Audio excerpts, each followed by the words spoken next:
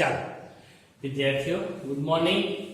આપણે છેલ્લા લેક્ચરની અંદર ચતુષ્કોણના ગુણધર્મ એટલે કે ચતુષ્કોણના ચાર ખૂણાઓના સરવાળો જે હતો એ 360 અંશ થાય છે એ જોઈ ગયા અને એને અનુલક્ષીને સ્વાધ્યાયનો એકમાત્ર દાખલો હતો તે જોયો અને એક્સ્ટ્રા દાખલાઓનો અભ્યાસ કર્યો. બરાબર. એની અંદરથી દરેક ખૂણાઓના માપ શોધ્યા આપણે. નાના ખૂણાનું માપ, મોટા ખૂણાનું માપ, એવી રીતે આપણે સમાન ખૂણાઓના માપ, એવી રીતે બધા ખૂણાઓને શોધ્યા. જેમમાં માપ આપ્યું હતું તો x ધારીને કર્યું કામ. હવે આ પ્રકરણમાં થોડા આગળ વધીએ. ચાલો, ચતુષ્કોણ. એ ચતુષ્કોણના પ્રકાર વિશેનો અભ્યાસ કરીએ. ચાલો, ચતુષ્કોણના પ્રકાર. એ પૈકી પહેલો જોઈએ નંબર 1. પહેલી સૂચના આપું છું, જે કોઈ પણ આકૃતિ, જે કોઈ પણ ચતુષ્કોણ હું દોરીશ, જે કંઈ પણ નામ દઈશું એ બધું નામકરણ ને બધું તમારે પટ્ટી પેન્સિલનો ઉપયોગ કરવાનો છે દરેક આકૃતિની અંદર. તો જુઓ નંબર 1, સમલંબ ચતુષ્કોણ. જે ચતુષ્કોણમાં સામસામેની બાજુઓની એક જ જોડ સમાંતર હોય તેને સમલંબ ચતુષ્કોણ કહે છે. તમે જ્યારે ચતુષ્કોણ દોરો એ ચતુષ્કોણમાં, હમણાં જ આપણે અગાઉના લેક્ચરમાં શીખી ગયા, લાસ્ટ ટાઈમ શીખી ગયા કે ભાઈ સમાન બાજુઓ ચતુષ્કોણ છે એના કુલ અંગો 10 છે. 4 બાજુ, 4 ખૂણા અને 2 વિકર્ણ. એ પૈકી જો એક જ જોડ સમાંતર હોય તેને શું કહેવાય? સમલંબ ચતુષ્કોણ. અહીંયા આપણે એક આકૃતિ દોરી છે, જોઈ લો. ચતુષ્કોણ ABCD, જેને તમે ધ્યાનપૂર્વક જોશો તો AD એને સમાંતર કયો રેખાખંડ છે? BC. બરાબર. આપેલી આકૃતિમાં એટલે કે ચતુષ્કોણ ABCD માં કોણ સમાંતર છે? AD.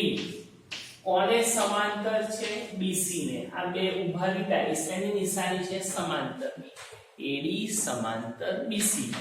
આ ચતુષ્કોણમાં માત્ર AD અને BC આ બે સામસામેની જે જોડ છે એ જ સમાંતર છે, જ્યારે AB એ CD ને સમાંતર આપેલી નથી. જેના કારણે આપણે કહી શકીએ કે આપેલો જે ચતુષ્કોણ છે કેવો છે? સમલંબ ચતુષ્કોણ. તો વિદ્યાર્થીઓ ખાસ યાદ રાખજો, જે ચતુષ્કોણમાં સામસામેની બાજુઓની માત્ર એક જ જોડ સમાંતર હોય તેને કેવો ચતુષ્કોણ કહેવાય? સમલંબ ચતુષ્કોણ કહેવાય. આગળ વધીએ. સમાંતર બાજુ ચતુષ્કોણ સૌથી અગત્યનો. તો જુઓ, જે ચતુષ્કોણમાં સામસામેની બાજુઓની બંને જોડ સમાંતર હોય, હમણાં જે વ્યાખ્યા શીખ્યા એમાં માત્ર એક જ જોડ સમાંતર હતી, જ્યારે સામસામેની બાજુઓની બંને જોડ સમાંતર હોય તેને સમાંતર બાજુ ચતુષ્કોણ કહે છે. એને આપણે દોરીએ પહેલા. ચાલો, આ બંને બાજુઓ એકબીજાને સમાંતર લઈએ. આ બંને બાજુઓ એકબીજાને સમાંતર લઈએ તો A, B, C અને D. તો અહીંયા જે આપણે આકૃતિ દોરી, આ ચતુષ્કોણ દોર્યો, એમાં જુઓ AB ને સમાંતર કોણ છે? CD. AB સમાંતર CD. AD ની સામેની બાજુ BC. AD ની સામેની બાજુ BC એટલે કે AD કોને સમાંતર છે? BC ને. મતલબ કે સામસામેની બાજુઓની બંને જોડ AD અને CD, જ્યારે બીજી જોડ AD અને BC બંને કેવી છે? સમાંતર છે. એટલા માટે એને સમાંતર બાજુ ચતુષ્કોણ કહેવામાં આવે છે. બોલો, વ્યાખ્યા ક્લિયર થઈ ગઈ? સમલંબમાં માત્ર એક જ જોડ સમાંતર હતી, અહીંયા બે જોડ સમાંતર છે. હવે એના કેટલીક બાબતો યાદ રાખજો, ખાલી જગ્યા ખરા ખોટામાં કામમાં આવે. સમાંતર બાજુ ચતુષ્કોણ. જુઓ, સમાંતર બાજુ ચતુષ્કોણને મેં શોર્ટમાં લખ્યું છે સમાંતર બાજુ ચતુષ્કોણ. બરાબર. એટલે એ બાબતને ધ્યાનમાં રાખજો. ની સામસામેની બાજુઓ સમાંતર હોય અને એકરૂપ હોય. સમાંતર તો આપણે જોઈ ગયા. ચાલો AB ની સામેની બાજુ CD, AD ની સામેની બાજુ BC. એકરૂપ હોય એટલે કે AB નું માપ ધારો કે 10 સેન્ટીમીટર હોય તો CD નું માપ પણ કેટલું થશે 10 સેન્ટીમીટર, કારણ કે સામસામેની બાજુઓ કેવી થશે સમાંતર અને એકરૂપ થશે. ચાલો એવી રીતે AD અને BC પણ કેવા થશે સરખા થશે, બરાબર, કારણ કે સામસામેની બાજુઓના માપ કેવા હોય એકરૂપ હોય. તો જો AD નું માપ 5 સેમી તો BC નું માપ સમજવા માટે એ પણ કેટલું થશે 5 સેમી. તો મૂળ બાબત યાદ રાખજો, સમાંતર બાજુ ચતુષ્કોણની સામસામેની બાજુઓ સમાંતર હોય અને એકરૂપ હોય. સામસામેના ખૂણા પણ એકરૂપ થાય. ચાલો ચાર ખૂણાઓ આપણે જાણીએ છીએ, ખૂણો A, ખૂણો B, ખૂણો C અને ખૂણો D. તો ખૂણા A ની સામેનો ખૂણો C અને ખૂણા B ની સામેનો ખૂણો D બંને કેવા થશે સામસામેના ખૂણા કેવા હોય એકરૂપ હોય. અહીંયા લખું છું જુઓ, ખૂણો A કોને એકરૂપ થશે ખૂણા C ને, અને ખૂણો B કોને એકરૂપ થશે ખૂણા D ને. આ બાબતને યાદ રાખજો, બરાબર. A C ને એકરૂપ થાય અને D B ને એકરૂપ થાય. એટલે કે જો A નું માપ 50° હોય તો C નું માપ પણ કેટલું થશે 50°. ખૂણા B નું માપ 100° હોય તો ખૂણા D નું માપ પણ કેટલું થશે 100°. તો સમાંતર બાજુ ચતુષ્કોણની બાબતો યાદ રાખજો. ફરી એકવાર બોલું છું, સામસામેની બાજુઓ સમાંતર હોય, સામસામેની બાજુઓ એકરૂપ હોય અને સામસામેના ખૂણાના માપ એકરૂપ થાય. પાસ પાસેના ખૂણા પૂરક હોય. પહેલું તો પૂરક એટલે શું? તો જે બે ખૂણાઓના માપનો સરવાળો 180° હોય. પ્રકરણ 6 માં બધા જ ખૂણાઓ વિશે તમને વિગતવાર સમજાયા છે. એવી રીતે સમાંતર બાજુ ચતુષ્કોણમાં પાસ પાસેના ખૂણા કોણ થાય? તો ખૂણા A ની પાસેનો ખૂણો ખૂણો B થાય, B ની પાસેનો ખૂણો C, C ની પાસેનો ખૂણો D, બરાબર. એટલે કે પાસ પાસેના ખૂણાના માપ પૂરક એટલે કે 180. આપણે એને લખીએ, ચલો પાસ પાસેના ખૂણા A અને B એટલે કે બંનેના માપનો સરવાળો કેટલો 180, બરાબર. ધારો કે તમારી પાસે ખૂણા A નું માપ છે 90° અને 70° લઈ લો, ચાલો, અને ખૂણા B નું માપ શોધવાનું કહ્યું છે. તો વત્તા 70° એ બાદ જાય તો કેવા થાય માઈનસ. 180 માંથી 70 જાય એટલે કેટલા રહેશે 110°. એટલે કે આ બાબત આપણે સરળતાથી શોધી શકીએ છીએ.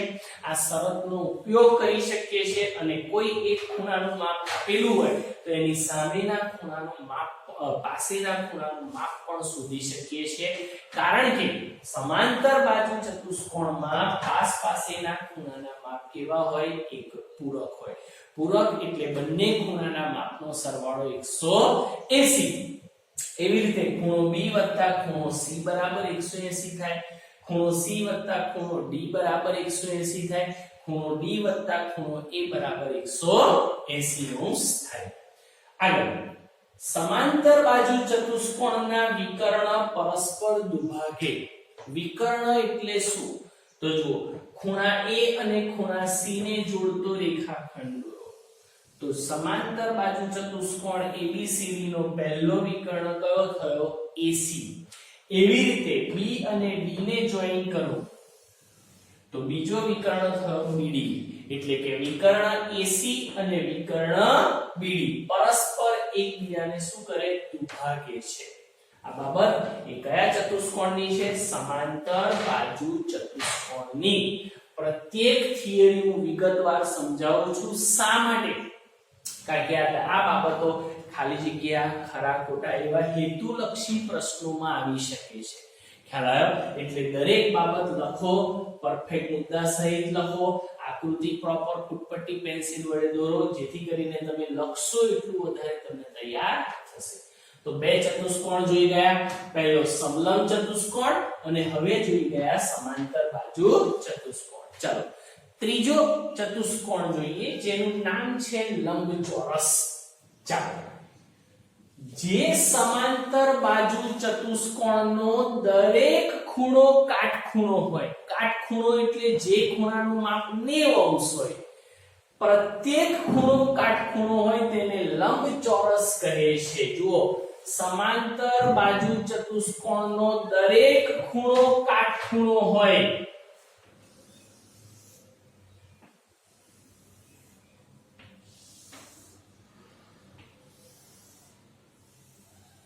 ચાલો એને નામ આપીએ A B C અને D. પ્રત્યેક ખૂણો કાટખૂણો હોય તેને લંબચોરસ તરીકે ઓળખવામાં આવે છે. કાટખૂણા માટે, કાટખૂણો એટલે કે 90 અંશ દર્શાવવા માટેની આ નિશાની છે. આવું કરો એટલે શું સૂચન આવે? પ્રત્યેક ખૂણો કેવો છે? કાટખૂણો છે તેમ કહેવાય. જે રીતે આપણે સમાંતર બાજુ ચતુષ્કોણની અંદર અમુક બાબતો જોઈ ગયા, એ જ રીતે હવે આપણે લંબચોરસની અંદર જોઈએ તો એમાં સામસામેની બાજુઓ સમાંતર અને એકરૂપ હોય. એટલે કે AB ની સામેની બાજુ CD એકબીજાને સમાંતર હોય અને એકરૂપ હોય. એ જ રીતે AD ની સામેની બાજુ BC એકબીજાને સમાંતર અને એકરૂપ હોય. એટલે કે લંબચોરસના જો માપ આપ્યા હોય સામસામેની એક બાજુના, તો એની સામેની બાજુનું માપ આપણે સરળતાથી જાણી શકીએ. ચાલો બીજી શરત જે વ્યાખ્યામાં જ આવી ગઈ, બધા જ ખૂણા કેવા હોય? એના કાટખૂણા. એટલે કે ખૂણો A આપેલા લંબચોરસમાં, લંબચોરસ ABCD માં ખૂણો A, ખૂણો B, ખૂણો C અને ખૂણો D ના માપ કેટલા થશે? 90 અંશ. ક્લિયર? આગળ વિકર્ણ પરસ્પર દુભાગે. જેમ આપણે સમાંતર બાજુ ચતુષ્કોણમાં જોયું એમ લંબચોરસના જો વિકર્ણ દોરીએ એટલે કે AC અને BD જો દોરવામાં આવે તો બંને પરસ્પર દુભાગે. બીજો સૌથી અગત્યનો મુદ્દો, વિકર્ણો એકરૂપ હોય. અહીંયા એ મુદ્દો નતો, બરાબર? જો આપણે જો લખવું હોય તો અહીંયા લખું આપણે વિકર્ણ. પહેલો વિકર્ણ જે છે AC, વિકર્ણ AC એ કોને એકરૂપ થશે? વિકર્ણ BD ને કેવો થાય? એકરૂપ થાય. આ બાબત યાદ રાખજો. બે વિકર્ણો જે છે લંબચોરસના એ એકરૂપ હોય એટલે એકનું માપ બીજાને સમાન થાય. જો AC નું માપ 10 સેમી હોય તો BD વિકર્ણનું માપ પણ 10 સેમી થાય. આ બાબત યાદ રાખજો. તો લંબચોરસ શું શીખવાડ્યું તમને? સમાંતર બાજુ ચતુષ્કોણનો પ્રત્યેક ખૂણો કાટખૂણો હોય તો લંબચોરસ કહેવાય. સમાંતર બાજુ ચતુષ્કોણ જેવા જ એના ગુણધર્મો છે અમુક. સામસામેની બાજુઓ સમાંતર અને એકરૂપ હોય, વિકર્ણ પરસ્પર દુભાગે. પણ અહીંયા બધા જ ખૂણા કાટખૂણા હોય અને વિકર્ણના માપ કેવા હોય? સમાન હોય. ચાલો આગળ વધીએ. હવે સમબાજુ ચતુષ્કોણ. શબ્દ સાંભળો, સમબાજુ. વ્યાખ્યા એના આધારે છે જે સમાંતર બાજુ ચતુષ્કોણની બધી જ બાજુઓ એકરૂપ હોય. એક કે એક, માત્ર સામસામેની નહીં, ચારે ચાર બાજુઓના માપ સરખા હોય તો તેવા સમાંતર બાજુ ચતુષ્કોણને સમબાજુ ચતુષ્કોણ કહે. તો જોઈએ, ચાલો સમાંતર બાજુ ચતુષ્કોણ. એ સમાંતર બાજુ ચતુષ્કોણ આપણે નામ બદલી આવો. ચાલો P Q R S. આ સમાંતર બાજુ ચતુષ્કોણની બધી જ બાજુઓ એકરૂપ હોય. ચારે ચાર બાજુઓ એટલે કે ચતુષ્કોણ PQRS માં PQ બરાબર QR બરાબર RS બરાબર SP.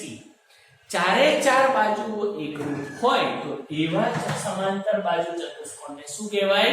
સમબાજુ ચતુષ્કોણ કહે છે. એમાં જોઈએ સામસામેની બાજુઓ સમાંતર અને એકરૂપ, કારણ કે તો વ્યાખ્યામાં જ જોઈ ગયા, બરાબર છે, એટલે એને વધારે ડિટેલમાં જવાની જરૂર નથી. ખાસ અગત્યનો મુદ્દો, એમાં સામસામેના ખૂણા એકરૂપ હોય. એટલે કે ખૂણા P ની સામેનો ખૂણો R બંને એકરૂપ હોય.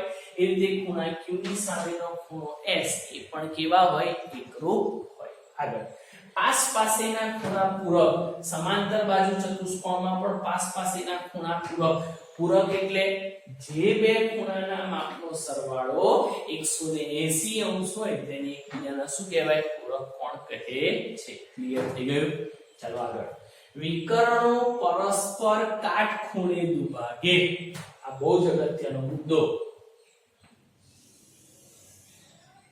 વિકર્ણ પરસ્પર કાટખૂણે દુભાગે આ બાબત યાદ રાખજો સમાંતર બાજુ ચતુષ્કોણમાં વિકર્ણ પરસ્પર દુભાગે લંબચોરસની અંદર વિકર્ણો પરસ્પર દુભાગે અને બંનેના માપ એકરૂપ હોય જ્યારે સમબાજુ ચતુષ્કોણમાં વિકર્ણો એકબીજાને દુભાગે પણ કઈ કાટખૂણે 90 અંશે આ ત્રણેય ચતુષ્કોણની અંદર નામ વિકર્ણોની બાબત જુદી જુદી છે ખ્યાલ આવ્યો આ બાબત યાદ રાખજો 1 માર્ક્સ માટે ખરા ખોટામાં તો સૌથી અગત્યના ગૂંચવાઈ જતા હોય છે વિદ્યાર્થીઓ કયો જવાબ લખો સમાંતર બાજુ લંબચોરસ એ બધું સમજ પડતી હોતી નથી તો આટલી જે મુદ્દાઓ હતા આ જે થિયરી શીખ્યા એ બધી ચતુષ્કોણના પ્રકાર હજુ પણ બાકી છે આજે શું જોઈએ છે અત્યારે શું જોઈ રહ્યા સમલંબ ચતુષ્કોણ સમાંતર બાજુ ચતુષ્કોણ લંબચોરસ અને સમબાજુ ચતુષ્કોણ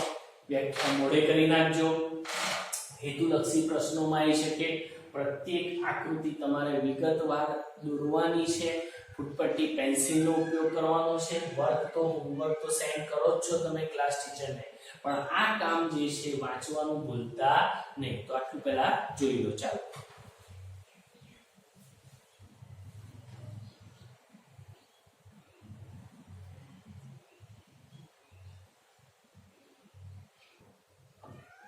આગળ જોઈએ હવે પાંચમો પ્રકાર ચોરસ વ્યાખ્યા જોઈ લો જો લંબચોરસની બધી જ બાજુઓ એકરૂપ હોય તો તેને ચોરસ કહે છે એટલે કે જે ચતુષ્કોણની બધી બાજુઓ એકરૂપ હોય આકૃતિ દોરીએ આ રીતે નામ આપીએ A B C D આ લંબચોરસની બધી જ બાજુઓ એકરૂપ છે એટલે એને શું કહેવાય ચોરસ કહે છે સામસામેની હવે એના ગુણધર્મો જોઈએ જે મેં શોર્ટમાં લખેલા છે આપણો સમય બચે એટલા માટે સામસામેની બાજુઓ સમાંતર હોય જોઈ લો AB ની સામેની બાજુ CD BC ની સામેની બાજુ AD કેવી હોય સમાંતર હોય આગળ બધી જ બાજુઓ એકરૂપ હોય જે જોઈ ગયા વ્યાખ્યામાં પણ આપ્યું છે કે ચોરસની પ્રત્યેક બાજુઓ કેવી હોય એકરૂપ હોય એટલે ચોરસમાં એક બાજુનું માપ 5 સેમી હોય તો બધી જ બાજુઓના માપ પણ કેટલા થશે 5 સેમી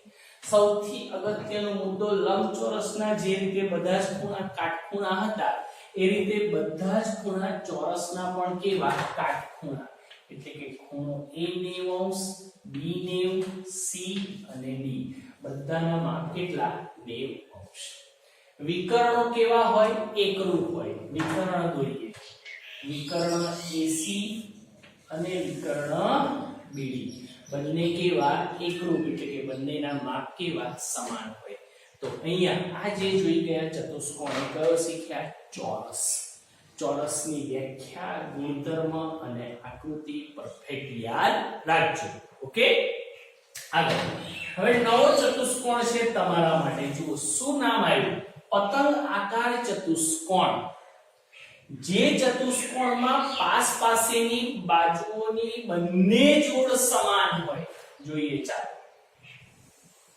ધારો કે આ બંને જોડ સમાન હોય અને નીચેની બે જોડ સમાન હોય નામ આપી દઈએ A B C અને D ચાલો બંને જોડ આપણે લખીએ AB અને AD નું માપ સમાન હોય એવી રીતે BC અને CD બંને એકબીજાની પાસેની બાજુઓ છે જો પાસેની બાજુઓના માપ સમાન હોય બરાબર બંને જોડ સમાન હોય તો તેને પતંગ આકાર ચતુષ્કોણ કહે છે પાસેની બે જોડ એકરૂપ હોય એના ગુણધર્મો જોઈએ પહેલી આકૃતિ વ્યાખ્યા પરથી ખ્યાલ આવી ગયો ચતુષ્કોણના વિકર્ણો એકરૂપ નથી. ચોરસમાં ચોરસમાં શું હતા? વિકર્ણો એકરૂપ હતા. અહીંયા ચતુષ્કોણના વિકર્ણો એકરૂપ નથી, પણ યાદ રાખજો કાટખૂણે છેદે. પતંગ આકાર ચતુષ્કોણના વિકર્ણો કાટખૂણે છેદે. ઓકે, 5 અને 6 પ્રકાર તમે આજે જોયા ચતુષ્કોણના. જુદા જુદા ચોરસ, લંબચોરસ, સમાંતર બાજુ ચતુષ્કોણ, સમબાજુ ચતુષ્કોણ, બધા પ્રકાર વિશે શીખ્યા. એક નવો પ્રકાર પણ જોયો, પતંગ આકાર ચતુષ્કોણ. આ બધા ચતુષ્કોણ માટે કેટલાક મુદ્દા યાદ રાખવાના છે, જે હેતુલક્ષી પ્રશ્નો માટે બહુ અગત્યના છે. જો તમને ના ફાવે તો તમે એની ટૂંકી રીતે હું એને સમજાવું છું. યાદ રાખવા પડશે, 1 માર્ક્સ મેળવવાનો છે આપણે એટલા માટે. તો પહેલું, પ્રત્યેક લંબચોરસ એક સમાંતર બાજુ ચતુષ્કોણ છે. યાદ રાખજો. પહેલો મુદ્દો યાદ રાખો એટલે આપોઆપ બીજો મુદ્દો તૈયાર થશે.